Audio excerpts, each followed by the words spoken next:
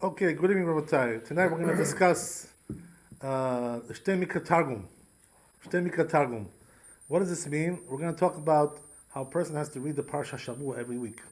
We talked about this a little bit inside, but the truth is that there's a lot more to talk about. There's a lot more issues that we have to discuss regarding that. So let's try to cover the whole thing, so we can understand the mitzvah, the way it's supposed to be understood. So, as you know, that there's a mitzvah to read the Parsha Shavua every week in the Bet Knesset, in the synagogue. So regarding this mitzvah, where was this mitzvah given? It was given in portions, like, in sections. What does that mean? That Moshe Rabbeinu, first of all, said that they should read the Torah on Shabbat. He was the one who decreed this decree. And then they added also other parts of the decree, which is to read it on Shabbat afternoon, on Monday and Thursday. This was done by Ezra Sofer. Later on, they made this decree. So what does that mean? Bottom line is that now we have a system where we don't go 3 days without reading the Torah. Just the way it is, So we read it on Shabbat, we read it on Monday, and we read it on Thursday. So every 3 days we have Torah. We don't want to go more than that. And the reason is because they say something interesting, that when the Jewish people don't read the Torah on a regular basis, the Satan accuses them, Comes the Satan and says, hey, what is this? Your children, your Jewish people, you call them the chosen people, the people of the book. Where's their book? Their book is, they're not even reading it. And that I learned in Philadelphia. Yeah, that what? That I remember. That what? That we have to read every 3 days. Right, every 3 days, yes. And the reason why we yes. This is the reason, So there's an accusation going on. So because of this accusation, we have to read the Tzibur every 3 days, Baruch Hashem, that we have, and we have to finish the Torah every year. Because the Satan also accuses on that, if you don't finish. What's going on, the Jewish people. What, they didn't finish the book, the people of the book, they don't want to finish it. They only started it, they didn't finish it. What's going on? It goes even further than that, right? Which is that what? That on Simchat Torah, what do we do, right? If you notice, if you come to the shul on Simchat Torah, we finish the Torah, and then we start reading the Bereshit also, the same day, right? It shouldn't be like that, technically speaking. Why? Because, one day you finish, and the next time you start, it should be. So what's the rush to start right away when you finish already this one, to do the same day, start the next cycle? So what's the answer? Same answer. If you don't start that same day, Satan already accuses you, and says, oh, you see the Jewish people? They finish, but they don't want to start again, huh? Not serious people, These guys are jokers, They're not serious about the Torah. They're not devoted to the Torah like they should be. Comes and accuses the Jewish people. So in order to evade that accusation, we read on the same day, start again. This is the reason why we do that. Okay, very, very nice. That's for the community, This is what we're talking about, the mitzvah of the community. But then we have also an individual thing, which is each individual Jew is also commanded to read the Torah on his own time, on his own power, on his own strength. That's already something else. So what's the difference between one and the other? That what we do in the community is incumbent upon the community. And it's important to understand that. Why? Because let's say, for instance, a person, it happens all the time. Sometimes you come late to the shul and you missed the reading of the Torah, or you missed part of the reading of the Torah. Does that mean, by the way, now I should go to a different shul, maybe, try to find a place where they're still reading it, so I can make it up, whatever I missed? So what's the answer? But according to halakha, you're not required to do that. What's the reason why you're not required to do that? The reason is because that mitzvah of reading the Torah is not incumbent on you as an individual. It's incumbent on the community as a whole. So what does that mean? As long as the community has read it, you were not there, that's okay. We don't have a problem with that. If you are there, you're there. If you're not there, you're not there. But the tzibur has read it, that's all we care about. So as long as somebody read it, community read it, we're good. So there's no reason now to go on looking for a minyan, going here, going there. Some people are machmir. Some people are machmir about that. What does that mean? They try to make up whatever they lost. This is what I remember, in my good old days in Yerushalayim, when I was in the Kollel of Maran, Rabbi, that when he got sick, which was the last few years of his life, he died at the age of 93. He was already an old man. And, the last couple of years he was really suffering from all kinds of things, pain, there's all kinds of issues. As you said, right? Until 50 years old, and then after, that's exactly what we're talking about. Right? So he was suffering, with all kinds of pains and problems, issues, everything everything in the book he had, like you could think of, diabetes, back problems, this problem, hearing problems, vision problems, everything, everything was prescribed, as they say, So what happened was that because of this issue, he had to go to the hospital, for a couple of weeks, and he missed the Torah readings, he couldn't hear them. By the way, something interesting, you should know that Israel is not like the rest of the world. What does that mean? In Israel, you go to the hospital, and you have a shul also in the hospital as well, In America, you may have that in some places, like very, very seldom, in some places, but in Israel, it's very common, So the place that he was hospitalized actually had a shul, So he could have gone and heard the Torah there as well. So then why didn't he go? The answer is that he was too sick to even go inside the shul. He was unconscious, whatever, He was too sick to go there. Even though it's right across the hall. Too sick. So he missed he missed a couple of he missed like a couple of weeks, whatever, 1 week here, 1 week there. So what happened was that when he came back, Baruch Hashem, everything was good, nice and healthy. And now, we're sitting there on Shabbat, reading the Torah. All of a sudden, gets up the Rabbi over there and stands up, and he says, if you don't mind, talking to the community, if you don't mind, it says, what we're going to do is, we're going to read last week's Parsha and this week's Parsha. We're going to read 2 Parshiot, right? So we're like, what is he talking about, this guy? So he says, you know why? Because the Rabbi missed last week's Parsha, so he wants to hear that Parsha too. So he says, with your permission, if nobody objects, right? We're going to read 2 Parshiot. So how do they do that, by the way? This usually is done when, not when one individual misses it. It's usually done when the whole community missed it. Let's say for some reason, community wasn't able to gather that week, There was a big snowstorm or something, whatever, COVID, we had COVID problems. So you're not allowed to gather that week. So nobody read the Torah, So what's the halakha b'emet? If the community didn't read the Torah for 1 week, next week they're supposed to read both portions, to make it up. Because the community cannot skip, parshiot. It's not, this is a very, very bad thing, not a good thing, As we said, the Satan accuses. So when it comes to COVID, we had no choice, we were closed down. There's no way to make up 20 parshiot that we lost, during COVID. There was no way to do that. But what I'm talking about is when you just miss 1 or 2, So there is a way to make it up. There is a way to do it. So that's exactly what they did. So Maran now comes over here, right, and tells us, oh yeah, so is anybody gonna have the guts now, to object and say, I object? Nobody has the guts to say that, obviously, right? He's our rabbi, we love him, we respect him. So we're gonna object against him? So everybody was quiet, so what did we do? We read the Torah, 2 Parshiot. And what happened was that one of the most incredible things, by the way, in Israel, you find, especially if you go to a religious neighborhood, you know what it is? That the people who read the Torah over there are like perfectionists, like down to the bone. Like, these guys read the Torah like you never imagined, like they don't make mistakes, like no such a thing as a mistake with them. Like, everything is like perfection, And they come prepared, they don't come like, ad hoc, like, oh yeah, well, yeah, I didn't get a chance to read it, but I'll read it for you. What? What are you talking about? You don't do that. When you come to read for the community, you got to prepare first of all. Even if you're expert, by the way, even if you're a big chacham, as we find, with Rabbi Akiva, it says in the Gemara that Rabbi Akiva, who was a bigger chacham than him, but they say that one day they asked him to read the Torah. Nobody was there to read. They asked him, okay, Rabbi, you read. So he says, I'm sorry, I can't. They asked him, why, Rabbi? You know the whole Torah by heart. What's the? So he said, I didn't prepare. I'm sorry, but nobody told me to read today. So I didn't prepare. You're not allowed to read when you don't prepare. So it says in the Shulchan Aruch, how much do you have to prepare to read the Torah? At least you have to read it 3 times. If you read it 3 times, you're already on the ball. More or less. Probably better to do even more, but at least 3 times. That's already. What, the whole thing, or the whole parsha? Yeah. Oh. In other words, you got to do it 3 times. Prepare it, and then come in and read it like a man, like a human being. That's the idea. So that's what happened with Rabbi Akiva. So we see from there, by the way, that the Torah has to be read in a certain way.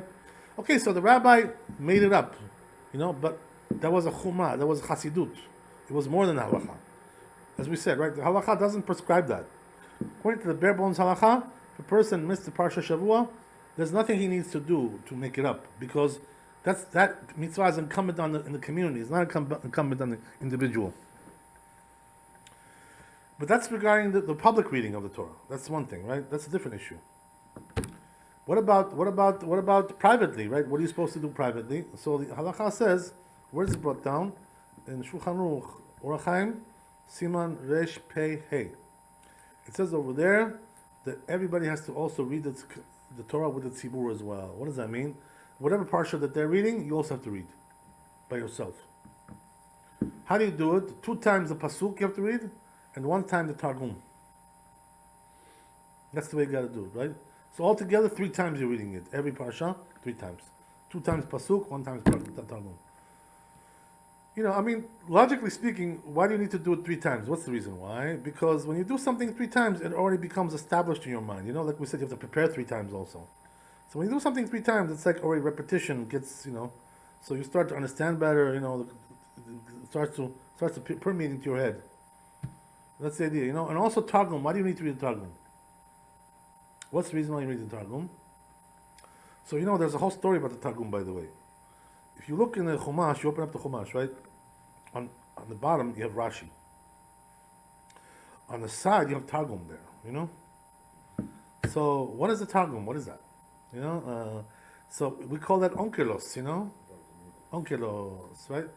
We discussed, by the way, in the earlier lectures, who was this guy, onkelos? He was a Roman. He was a Roman guy. His father was a Caesar. He was a Caesar, and he oppressed the Jews greatly. His uncle was a Caesar. So this guy, all of a sudden, becomes to be a tzaddik, All of a sudden, he's thinking about converting to Judaism. Boom, So it's a whole story, by the way, there, Masachet Gittin. If you remember, we discussed this. I don't know if you guys remember, but I don't know if we discussed this element of the story. But over there, Masachet Gittin, it says that this guy Onkelos, what he did was he conjured up 3 people from the dead. He knew how to do sorcery. The Romans, they were all kinds of. So he conjured up 3 people from the dead to ask them advice if he should convert to Judaism or not. Who are these people? Who are the 3? These are what they say, right? The big 3. Forefathers? The big 3, right? Not exactly. Not exactly. But it should be that. But you have to see this from the vantage point of a goy. He was still a goy, He doesn't care about the fathers. He cares about his own heroes. His own role models. That's the way it is. When a person is converting, he's coming from his own vantage point. From the outside he's coming. Are you telling me that one of them was a superstar? So who does he? So maybe that's where the Goyim got the story about him coming back to life. Well, I don't know about that, but anyway, the point is like this, right? That he conjures up, first of all, who does he conjure up, right? The first 2, he conjures up Bilam, So why does he conjure up Bilam? Because Bilam was a big superstar, like you said, right? He's a superstar. What does it mean? He was the big prophet of the Goyim, He was their great hope, And this is all documented. It's in the Talmud, Masachet Gittin, right? So he conjures up Bilam, right? So he tells him, he says, Rabbi Bilam, the great, sage, Leavdim. Should I convert to Judaism or not? I have a dilemma in my head, I can't figure it out. What I should do? I can't make up my mind. So Bilam says no. He says no. Don't convert. He says, But not only told him not to convert, but he gave them advice, just the opposite, right? He told them go fight against them. Yeah. In other words, be antagonistic to them. That's the whole thing, right? Why is that? Because everybody who fights against them becomes a leader. Becomes a head. Becomes a head. So. Did he put these people back to sleep after he conjured them up, or they stayed there with us? No, it's a legitimate. Don't ask me. We'll have to conjure him up to ask him that question. I don't know. Maybe we can do that. Maybe, I don't know. I'm not really sure. Okay, so Or maybe he was so speaking to the Bilam spirit. tells him, no, don't do that. Not worth it. No, don't get into that stuff. Right? So then he conjures up his uncle. Who was his uncle? The Caesar. He was already dead at that time. So he conjures him up. He says, "What should we do? Should I convert?" Tells him, "No." He says, "Jewish people, don't get involved with that." He says their laws are too hard. You won't be able to keep it. Those halachot that they have. Halacha, tikra dichot, halachot, Shulchan Aruch, Rambam. It's too much. Too heavy. Let it go. Just be a regular goy. Be a regular guy. Regular. Be a nice guy. Goy. Be a nice guy. That's you don't need more than that. So then, right, all of a sudden, who does he conjure up? Number 3, right? Yeshu, he conjures up Yeshu. Superstar. Right. So now, what does Yeshu tell him? So that's the interesting thing, right? Because he was a Jew himself. He was a Jew himself. So what did he tell him? He says you should convert. He tells him, So he tells him, yeah, because there's nothing like the Jewish people. They're the beloved ones of God. They're the chosen people. God loves them. Blah, blah, blah, blah, blah, blah, blah, blah, blah. So, this is where we get to that point, right? So, by the way, he also asked him a different question, on the side, Side question, He tells him, he says, let me ask you a question. He says, if you love the Jewish people so much, then, tell me, what, all the sins that you did against the Jewish people, what are you being punished, Boiling excrement, he tells them. That's what I'm every day, Boiling excrement. That's what I get punished every day. They boil me in excrement. Why is that? What's the reason why? So he tells him Yeshu like this: anybody who rebels against the sages, his punishment is boiling excrement. That's what he gets. That's the way he tells them, So okay, he finishes off with this onkelos, He did 3, right? 2 out of 3 ain't bad, whatever, whatever. So what does he do? He takes the advice of the last one. So he decides to jump in, chawar, chachta, So what does he do? He converts to Judaism, onkelos, right? And not only that, becomes a rabbi also. A bonus, He's one of the Romans that converts. Yeah, one of the famous converts to the Romans. Yeah, right.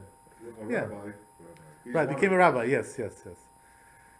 By the way, there was also another famous one, which was he himself was a Caesar. Antoninus. Anthony. Yeah. Antoninus. He was a Caesar himself. He converted also. That's already different story. This was afterwards. This right, Antoninus. He also called them those people, or he just... Oh, good question. No, he had better channels. He was learning to be Rabbi Danasi. He went to a real rabbi. He didn't go to those fake rabbis. Now this power that he had, Yes. this guy, to conjure up Yeah. people. Remember when Gocha was studying voodoo? Was Gocha studying that aspect of it to bring people back You have to ask life? him that one. I don't know. Really. I don't know what to tell you. Gocha was attending these seminars.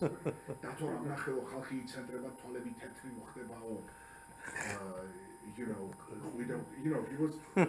So one time we're walking down the street together, and he goes to me, by the way, be careful because he's studying that stuff. Voodoo stuff. Yeah, the rabbi tells me. The medical next thing, or a few days after. Mike can we got in a key respect the Shem to you take this stuff seriously. Uka Eshini, Achemi. Pita Bukudiane, Uka Eshini.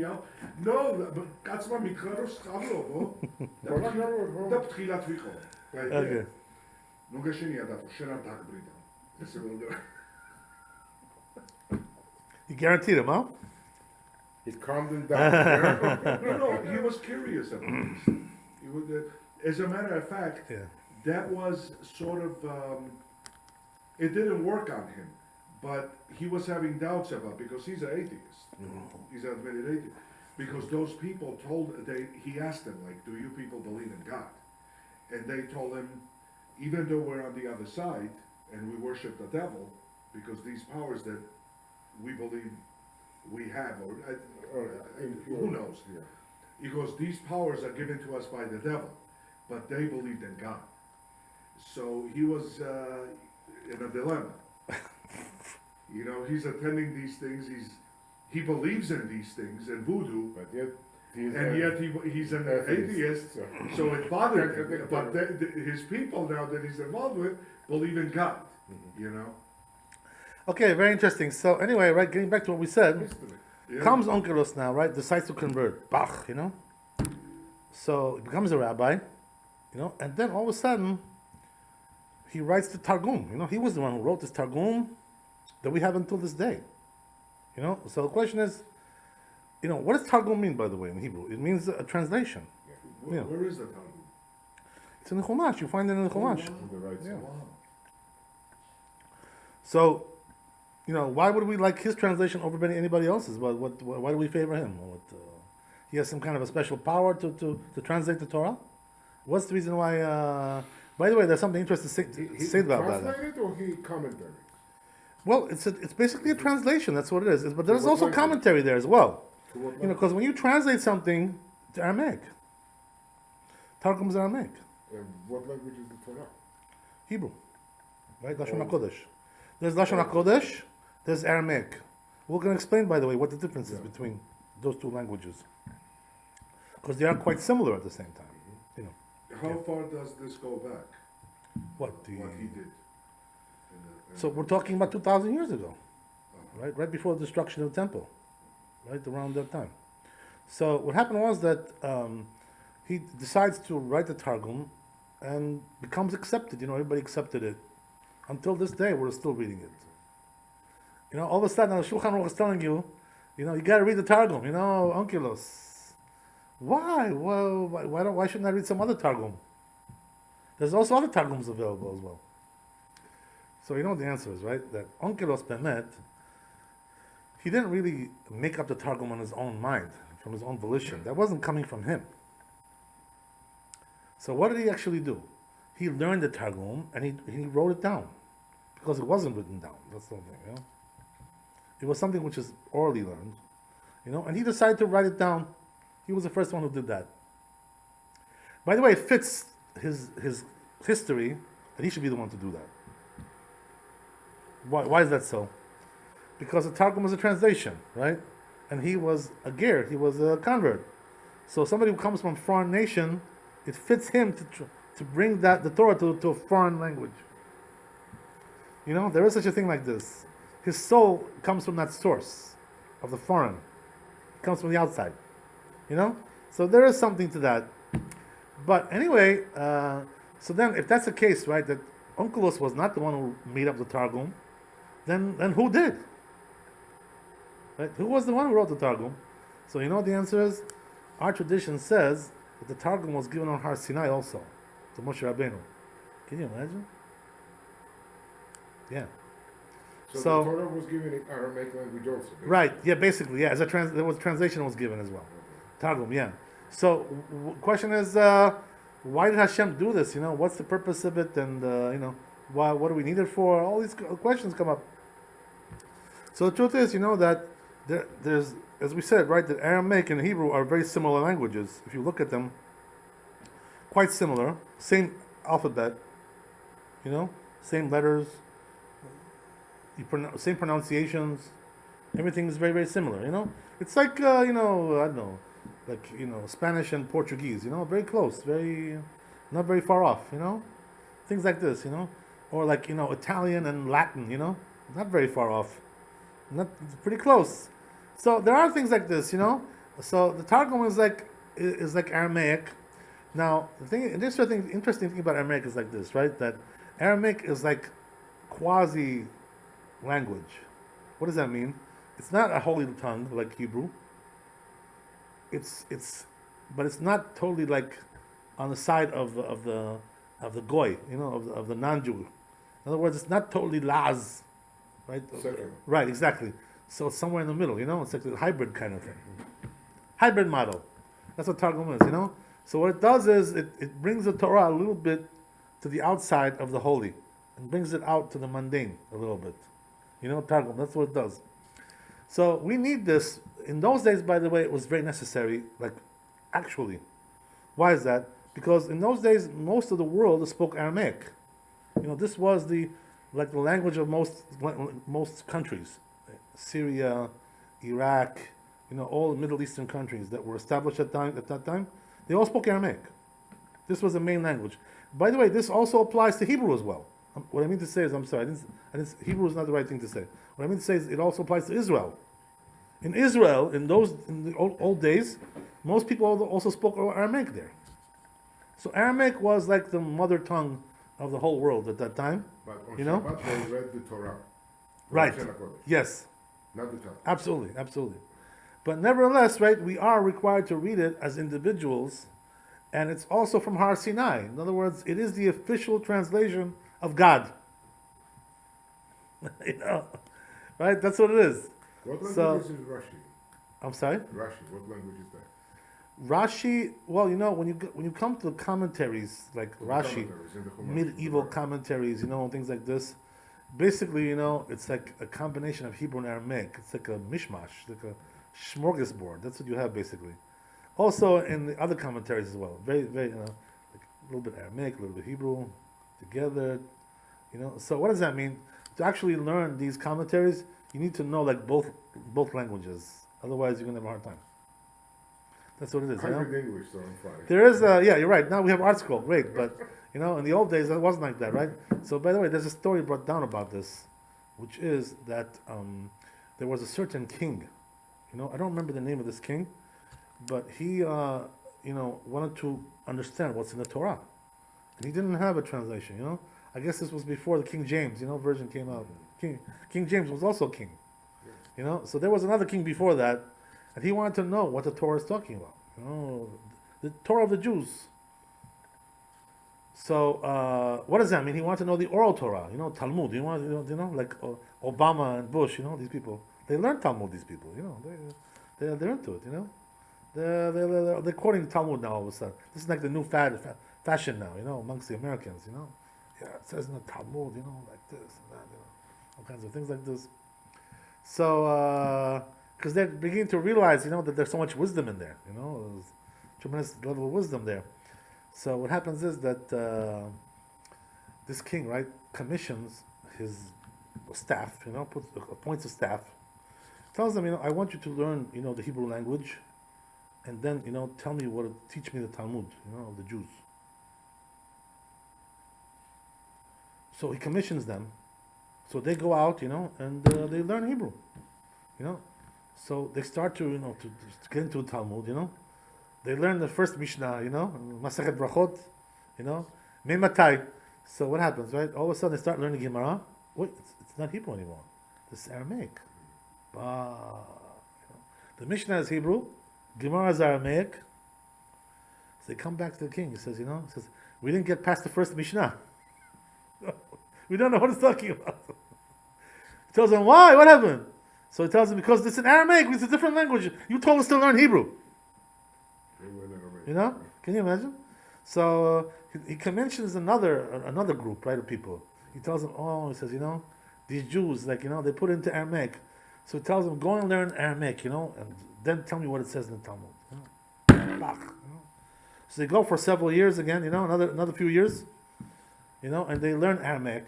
They come back, So they start to learn the Talmud, but then they see, some parts are Hebrew, some parts are Aramaic, They come back to the king, they tell the king, he says, we're sorry, king, is your man. We don't understand what it's saying because we don't know Hebrew. You told us to learn Aramaic. But Hebrew we don't know. So we can't understand what it's saying. So then the king finally realizes, the only way to do it is to commission a group which knows both languages, So once you do that, then you can learn the Talmud. So that's the way it was the only way that he was able to get into it, right? So that's the way it is, Our Torah is like that. It's a mixture of Aramaic and Hebrew. So Yeah. why did Golda Meir say, she's quoted as saying, if a Jew doesn't know Yiddish, that person can never be a Jew? She said that. She's talking about Ashkenazi Jews. You can't be Ashkenazi Jew without knowing Yiddish. That's what it means. Never spoken, right? Okay. God bless her soul. So anyway, So, right? So getting back to what we said, Therefore, a person has to do both. He has to do 2 times Hebrew, 1 time Aramaic, 1 time Targum. This is the basic obligation of every Jew. He has to learn every week like that. Whatever the community is reading, you have to also read it yourself. The Torah that we read, the Sefer Torah, Yeah. without those nekudot, is Aramaic. It's purely Aramaic. No, it's Hebrew. The Sefer Oh, Torah is okay, Hebrew. oh, Yeah, it is? yeah, Oh, I of never course. knew Yes. that. Sefer Torah is all Hebrew, except maybe a few words over there which are Aramaic. The rest So it's is all Hebrew yeah. without the dots. Right. That's why sometimes the rabbi makes a mistake. Sure. Or it's because he doesn't practice 3 times, like you Well, you have to ask him that one. You're on the air, Dave. That's good. I've said many People have to learn. inappropriate things on the air over We all hear them. Witnesses. So, yeah. So you're right, that's the way it is. That's in Hebrew. Perfect, Jim. So a person has to read every week the Parsha Shavua with the Tzibur. So what does that mean? When the Tzibur finishes every Parsha, in the end, you should be finished also with the Tzibur, everything, the whole Torah. Bezot HaBracha, everything together with them. So how does this work? How do you do this, right? How do you portion this? According to Kabbalah, the best way to do it is like this, According to Bekubalim, the way to do Shtei Mikra Targum is that you, Yom Shishi, Friday, when you finish Shachrit, the holy men, you know what they do, right? The holy guys. They they leave their tefillin on, they don't take off their tefillin. And then they read the parsha with the tefillin. It's considered to be very, very holy to do that. So they read 1 time, you read one time, 2 times the pasuk, according to Kabbalah, each pasuk, 2 times, and then 1 time Targum. And you go like that for every pasuk until you finish the whole parsha. How long will that take you? If you're a good reader, maybe 2 hours. If you're slow, it could take you 3-4 hours. Depending on how fast you are, right? So, depending also the size of the parsha, So, the best thing to do is like this going to Kabbalah. What's the reason why? Because Yom Shishi is right before Shabbat, right before the Tzibur was reading it. So, there's also another thing, they say, according to Mekubalim, that a person should read it all together, like in one shot, without making interruptions, no phone calls, no business, no mundane talk. Why is that? Because they say that when a person reads it all together like that, in one shot, without interruptions, he makes a certain angel, a certain angel is formed by that. And that angel, has a great deal of power to give him all kinds of things, elevation, protection, all kinds of things. So this is the best way to do it according to Kabbalah, to read it on a Friday, Yom Shishi, right after Shachrit. And by the way, there's also another interesting, thing there, which is that a person, according to Kabbalah, when it's already midday, which is like 1 o'clock in the afternoon, a little bit less than that, 10 to 1, already some of the parts of the Shabbat have already come in, some of the holiness, So at that time, according to Kabbalah, you're supposed to take off your tefillin already. You're not supposed to be wearing tefillin. Why is that? Because 2 contradicting holinesses, right? Shabbat, holiness of Shabbat, holiness of tefillin, contradicting. So take one off and go into the other, You shouldn't have both together at the same time. That's the reason. So according to Kabbalah, so what does that mean? That you should read it Friday morning. According to Kabbalah. But the truth is, this is for the holy people, for the Hasidim, from big people. But for us normal, Jews, we have also halakha, yeah. So what's the story? How do you do it, Bemet, right? So you have the whole week. What does that mean? When do we start reading the Parsha Shavua, the new Parsha, in the synagogue? Right, Mincha time, right? Shabbat Mincha, we start doing the new Parsha. So what does that mean? From there, you can already start reading with them together and continue from there. And you have until when? Until the next Shabbat in the morning. Because that's when they read the Parsha actually. Because once Mincha time comes, now we're going to the next Parsha already. So you have that whole week as your time frame. You're supposed to read the whole Parsha 2 times Pasuk and 1 time Targum. So what does that mean? You can do it like, divide it up, or, one day this, 1 day that. Whatever, you think is good for you to be able to cover the whole thing. Right? What I do, by the way, is like, not like the Kabbalah, the Arizal, not like that. What I do is like the Gaon Vilna. Gaon Vilna says, it was also a big Mekubal, by the way. Gaon Vilna was also a big Mekubal. What he used to do was, he would divide up each day into one portion, So like Sunday, he would read Rishon, Monday Sheni, Tuesday Shlishi. So this way, each day he reads one little portion. And by the time Shabbat comes, you're already finished, right? That's the idea. So That's the way he would do it. That's the way I do it also, by the way. And it turns out very good for me. Why? Why is that? Not because, the reason why I chose to do it that way is not because he does it that way. I didn't know that he did it that way, but it was just good for me because it's convenient. Why? Because this way I don't have to do so much in one day. Too much material in one day. Too heavy for me, So I divide it up into sections like that, and it comes out very, very good. So if a person wants to do it that way, that's great. Whatever it takes, just to do it, make sure you do it. If you want to divide it up, divide it up. If you want to do it in one shot, do it in one shot. Whatever makes you happy, just make sure you get it done. By the way, what's the reward for somebody who does this? There's many rewards for learning Torah. There's the great rewards for learning Torah. But they say, right, longevity, Marichim lo yishnotav yamav. What does that mean? Longevity of days and years. He gets long life, So it's good, right? We all could use that. A little bit longevity, because we have all kinds of health issues, we have this issue, we have that issue. As long as it's healthy. Right, so longevity is a good thing. So, that, by the way, there's nothing like Torah to give you longevity. There's nothing like Torah to give you good health. The more Torah you learn, the more healthy and happy you will be, and more a happy camper. You'll be good. Your soul will be dancing, for jumping for joy. As long as you're learning Torah all the time. The more Torah you learn, the more happy you are. So happiness, health, it all comes from the Torah. That's why if you read the Parsha with the Tzibur, you have long days and years, right? That's the idea. It's very sure, but it's a big blessing, right? So a person should try to do that. So that's one thing, right? Regarding when to do it. So now the other question is how to do it, right? What does that mean? According to Kabbalah, again, right? There's different approaches here. What you're supposed to do is, like as we said, read each pasuk 2 times, and then read the Targum 1 time, and go like that for the whole parasha till you finish. But according to Peshat, according to the halakha, it's not like that really. What does that mean? A person can read the whole parasha in Hebrew 1 time, and then repeat it again in Hebrew, and then do the whole thing in Aramaic. So whatever comes out better for you, you can do. You can try to do it this way, according to Kabbalah, according to halakha. They're all good, Baruch Hashem. I personally do it pasuk by pasuk. I go one by one. So no matter how you slice it or dice it, you got exactly. You got to to finish it 3 times. Exactly. That's the idea. No shortcut. Right? Exactly. No shortcut. There's no shortcuts. Yeah. What was the last time we used Aramaic? We're still using it today. By how much?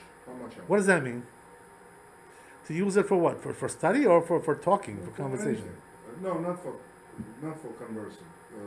Just. We use it every day. It's an everyday thing by us. Our prayers, our study is all full of Aramaic. Everything. Yeah. So it's all there. Yeah, of course. Without that, Mel Gibson used it for his movie. It was all in Aramaic. Mel Gibson? Yeah, Mel Gibson. He made a movie about Yeshua. He hired people, and it's all in Aramaic with English subtitles. Yeah. So anyway, getting back to what we said, right? This is the best way to do it according to Kabbalah. Mm-hmm. According to halakha, my Rabbi Maran Abba Shalom, I used to see what he used to do. I used to watch him a lot. So what he did was that he read it like the halakha. What does that mean? Read the parasha 1 time, again, and then Aramaic. What I used to see him also is something interesting, right? Which is also halakha. Halakha says something interesting, that if the tzibur is reading the Torah, whether it's on Shabbat or Monday or Thursday, and you want to read the Parsha Shavua for yourself, like we're saying now, right? So the question is, are you allowed to read it when the Chazan Baal Koreh is reading also, or do you have to listen to him? So the truth is, that if you want to read it yourself, you can do that. Why is that? Because you're doing the same thing as he is, So there's it's not like a discrepancy, There's no discrepancy there. It's all one topic. So therefore, what Maran used to do, Abba Shalom, he used to come on Shabbat. I used to see him many times. I don't know if he did this every time, but sometimes he used to do it. As the Baal Koreh was reading in the morning, the Shabbat Parsha Shavua, he was also reading by himself. Why is that? Because he wanted to get finish 3 times. I guess he did it already once or twice, so he wanted to get that 3rd shot, in there, whatever, a second or number 2 or number 3. So the question is, why didn't he do it on Friday? Like it says in the Kabbalah. Why? He didn't have time on Friday. He was working. He was driving a cab. What was he doing? What was he doing that Friday? He can't do it. So you know what the answer is, right? That he had a different schedule. What does that mean? That he was learning, like non-stop, like every day, like without any interruptions. So what happened was that on Friday, he had like a certain schedule that he used to do. When he was younger, by the way, the rabbi was unbelievable. What he did was on Fridays, he used to have a schedule just to learn. I'll tell you what this is in Hebrew. You may not understand what I'm telling you, but I'll explain to you what it means. Sifrei Shutim. What does that mean? Sifrei Shutim. This is like the responses of the poskim, of the rabbis that answer questions in halakha. There's many books written like this. Like hundreds and hundreds and hundreds of books, just like on that. Responses in halakha.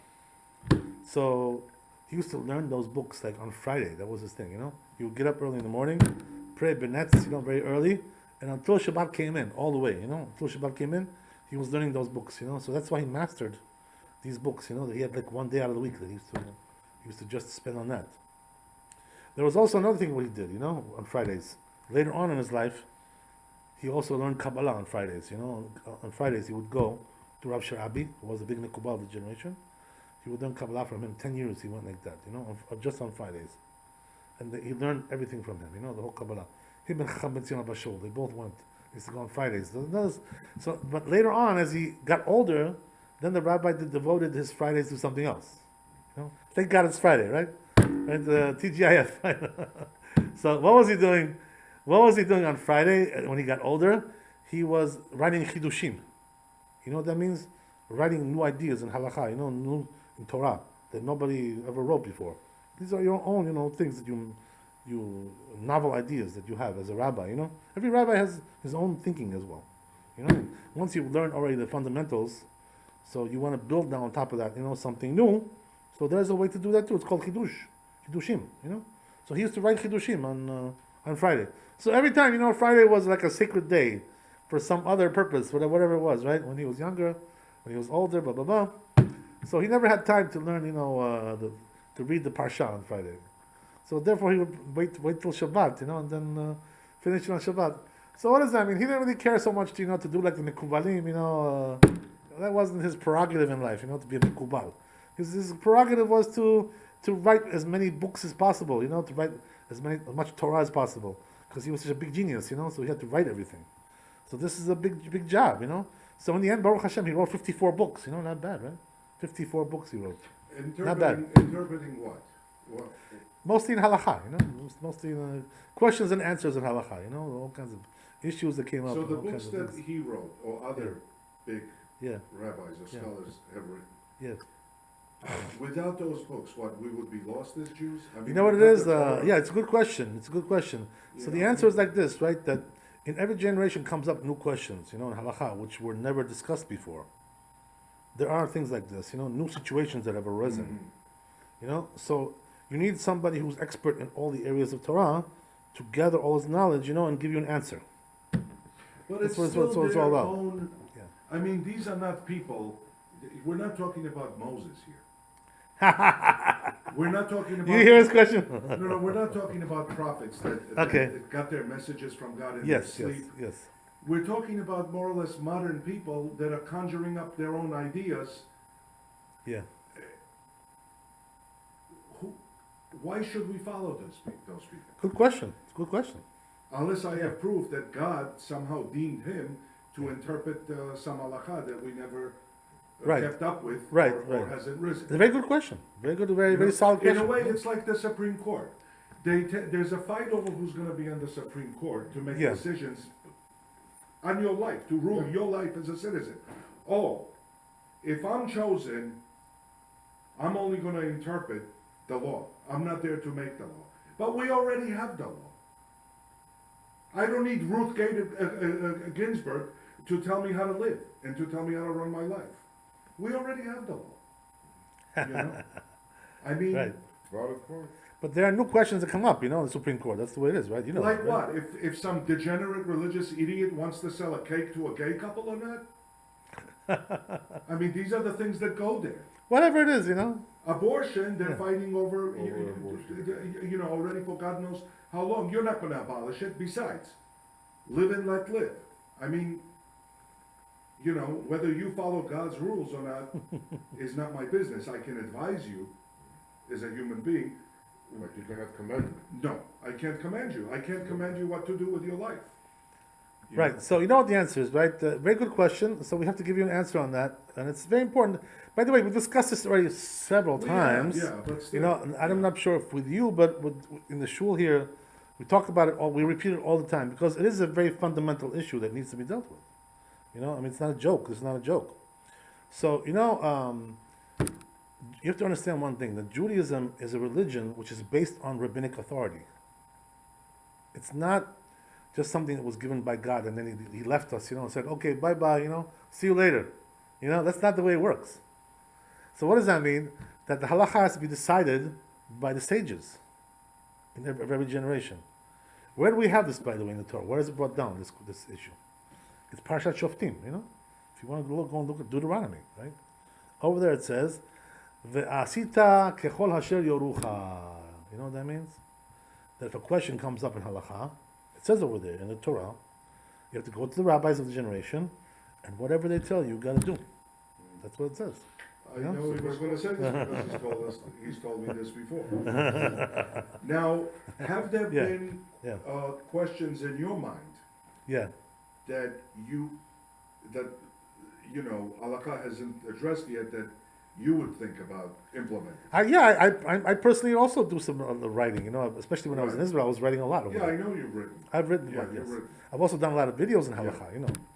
And you'll Yeah. see over there a lot of interesting ideas in halakha. So we may be following some rules that Rabbi Danielov has implemented. Yeah, you never know, you never Right at know. all. Yeah. You never know. No, it's my honor. Yeah. So, what I'm telling you is like Sure. this, right? That there's agadah about this, you know, agadah. There's like a midrash, you know. That what happened was that we have this saying in the Torah, you know, lo b'shamayim hi. It says in the Torah itself. The Torah is not in Shamayim anymore. What does that mean? Once it was given, now the rabbis have the Torah in their hands.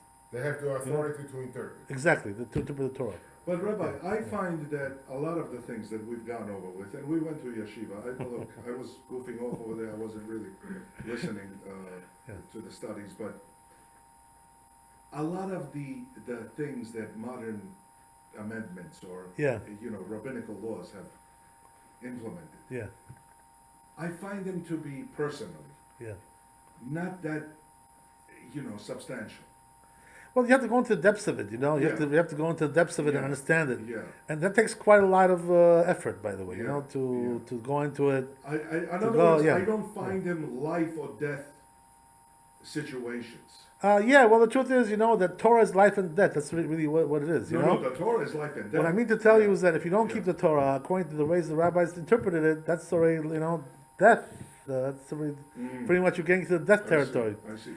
But, Because yeah. even when we were younger, Yeah, and you already yeah, were on your way to this level, you told me. I remember you were telling me, David, look, try to keep as much as possible.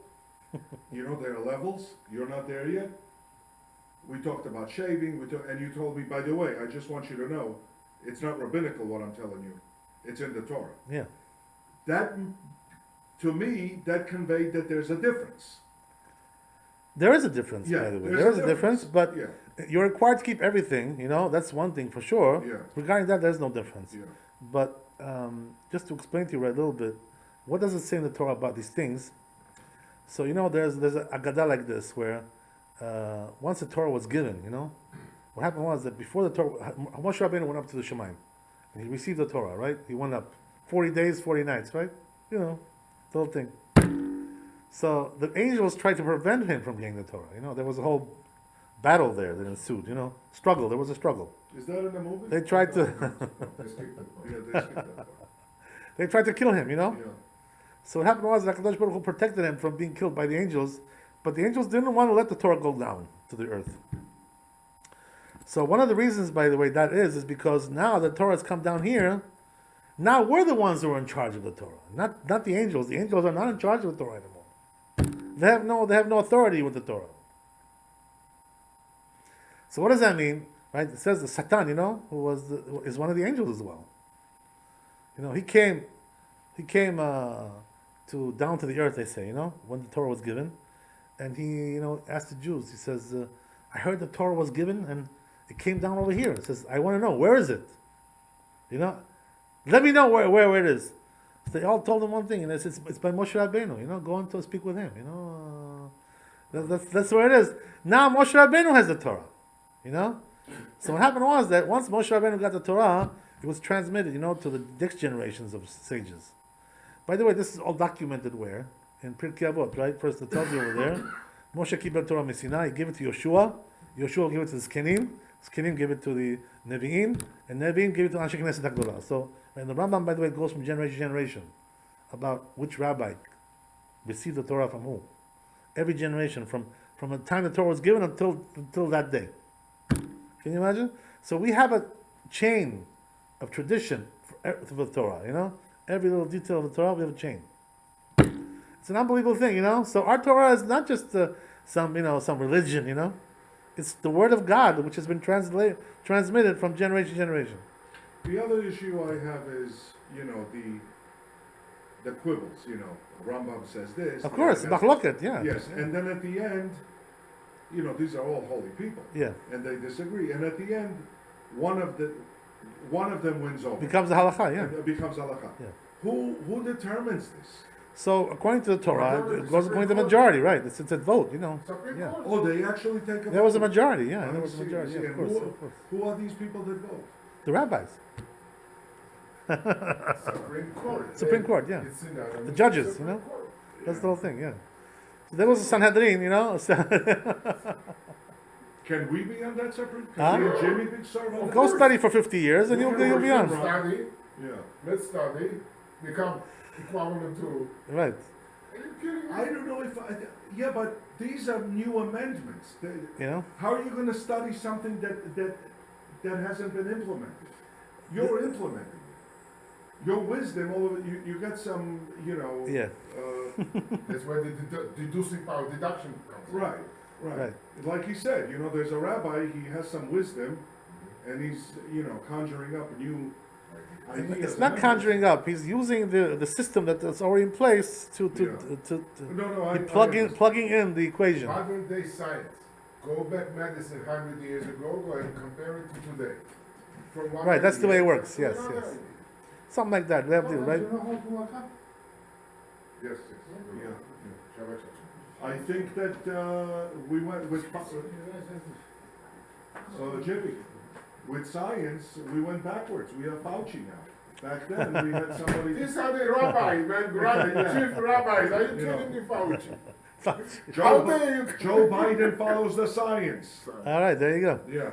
So anyway, right, so getting back to what we said, and by the way, this is the way it is. They say that now what's going on is like this, right? That when a question comes up in halakha, the rabbis decide down here, and the angels come to hear what the rabbis are saying, because they want to know what's the halakha. So when they ask Hashem, what's the halakha? They say, go down and find out. The rabbis, ask the rabbis. What are you coming to me for? So what does that mean? Hashem doesn't make the halakha anymore. Once he gave the Torah, now the rabbis make the halakha. That's the way it All works. right, you answer those questions. Now, going back, because it's a big concern to me. Those three guys that were woken up from the dead. I don't want them coming to my door. Did he put them back? He did not. Did he put them back to The resting place to over sleep or there. not? I wouldn't worry about it. I wouldn't worry about it. He didn't do this. Yeah. So, You remember when Eliyahu came to us to study. He made Rabbi Katz, or I think he met us, whatever. Eliyahu, my Joseph was he was a teenager. He was standing out here. Eliyahu was saying, he wasn't in Lakewood then. And I called him over, I introduced them, and then I walked away. So Eliyahu started talking about me. So he tells Joseph, I know your father since, we're little. One day I went to Chavetz Chaim. I want to learn Torah, whatever. And I walk in and I see this guy, Gocha, and your father sitting there, going like this to each other.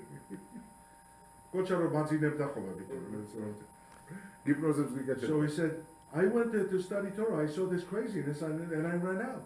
Instead of studying Torah, they were putting each other to sleep. very good. Okay, so I wasn't Chavetz Chaim. You were. so as we said, right there, Rabbi. So we have to read the parsha as we said every week like this, as we mentioned. There's also other questions that come up regarding the issue of reading the parasha. There's all kinds of issues. Another thing which is interesting to know is that a person, in order to read the parasha the best way, to do it the best way, he has to know the Ta'amei Torah. You know what that means, Ta'amei Torah? He has to know the melodies of the Torah. How to read the melodies of the Torah. Why is that? Because they say the melodies of the Torah, by the way, this was also given on Har Sinai. Can you imagine? Even the Ta'amei Torah was given on Har Sinai. So it's a very holy thing. According to Kabbalah, the most holy part of the reading of the Torah is the melody. But the melodies are different, like in Ashkenazi. Oh, right, exactly, yeah. So it seems like maybe we have different tribes, with different traditions.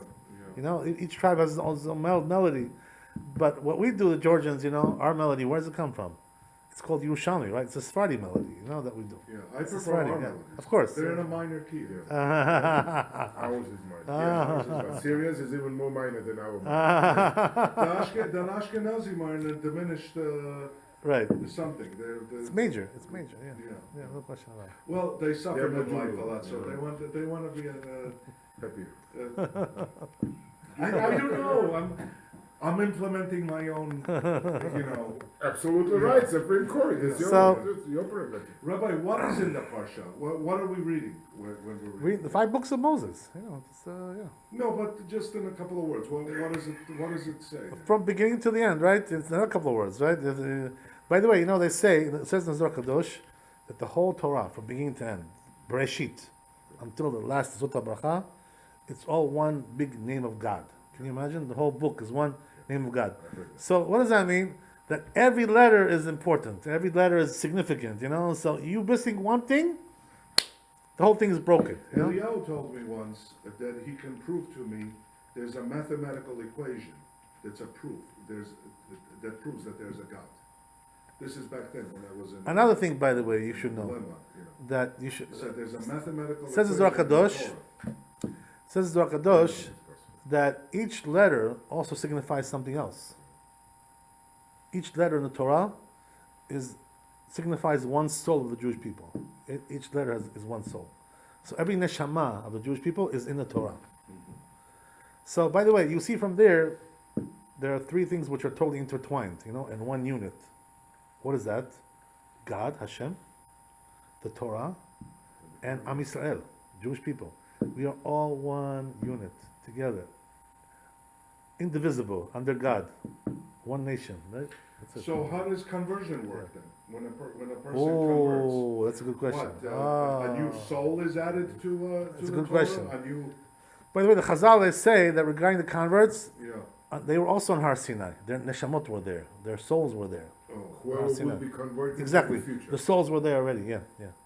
It's like a pre-wired car. It doesn't Driver's have car. It doesn't have the upgraded speakers, but it's pre-wired already. You can install it. But there's also something new about the converts as well, by the way, because the neshama has 3 parts in the soul. There's the nefesh, and there's the ruach, and there's the neshama, 3 parts. Basically. Right. Basically, according to Rambam, right? According to Kabbalah also. Pretty much the same, according to Zohar. So what happens is that the nefesh can be one thing, which was already there, but the higher parts can be created later on as well. There are neshamot that are being created all the time. So it says in Zohar Kadosh, where do the neshamot of the Gerim come from, the converts? That in Gan Eden, there are souls that mate over there, they have some spiritual mating, not the physical that we have. They spiritually mate. So when they mate, they have children, they have offspring. So the offspring of those neshamot is the Gerim, is the converts.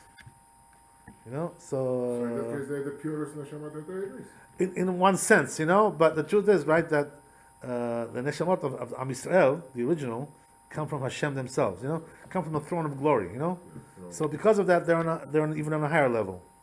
It's even a higher thing, It's unbelievable, yeah. They make provisions for everything.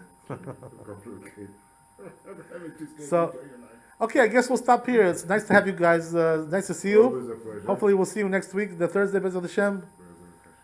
Be blessed with wealth, health, happiness, Amen. Together with all of Israel. good grandchildren, and happiness, playing with your grandchildren, and having longevity, good life. Amen, amen. You and your families. You see, if Fauci followed the Torah, He could have weaseled his way out of all of Then we this, could Targum. you know? Then we He could Targum. would have been prepared. What does this mean? We're At going to talk least. about Without our a first asking flip-flop. the Parsha Shavua every week. We talked about this Because the people that implemented this are incredible wisdom. You know, everything has a prequel. Everything has a provision made. You know, every question is being answered, whether you accept it or not. Instead, he shows up in Congress with 3 masks after he's vaccinated, and he can't answer the question, why is he still wearing 3 masks if he was vaccinated? Then 2 days ago, he shows up and he says, I feel very comfortable being indoors now without a mask. Okay, it is what it is, you know. I'll tell you something, you know, we had so many fights about this COVID, you know, Yeah. so much trauma, so much, you know, like It's a in the curse. end, It's in like- the end, you know, we just have to like, you know, like look at each other and say, you know, let's just get back to normal, you know, like whatever happened, happened, you know, Did whatever you it have was, Did it was. you have it? No, I had it. I was in the hospital. Lana had it, my wife had it. And you didn't get it. I didn't get it. It's funny because I had it and I'm around some friends and nobody got it from me. I got it from somebody. I had it 2.5 months ago. Everybody's asking me, when did you get it? How the hell do I know where I got it? I got it when it's practically dying out. Yeah. Where did I get it? In the elevator? In the My son had it twice already, Twice. last year and this year. But I had it. I laid in bed for 3 weeks. I couldn't get up. Oh, Home God. or in the hospital? At home. I was